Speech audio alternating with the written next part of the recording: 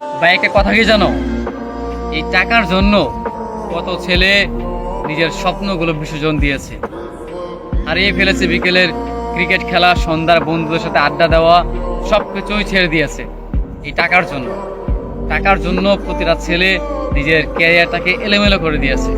পরিবারের কাছ থেকে নানা ধরনের কথা শুনেছে, প্রিয় মানুষকে হারিয়েছে, বন্ধু বান্ধবের থেকে আলাদা হয়ে গিয়েছে, হারিয়ে ফেলেছে তার বিকেলের আড্ডা, সন্ধ্যার আড্ডা, কিংবা বিকেলের ফুটবল ম্যাচ, ক্রিকেট খেলা, ঘুরে বেড়ানো, এই সব কিছু মানে পরিবর্তন করে ফেলেছে শুধুমাত্র নিজের ক্যারিয়ার ভালো রাখার জন্য, মানে প্রতিশ্রুতি করার জন্য বা টাকা ইনকাম করার জন্য।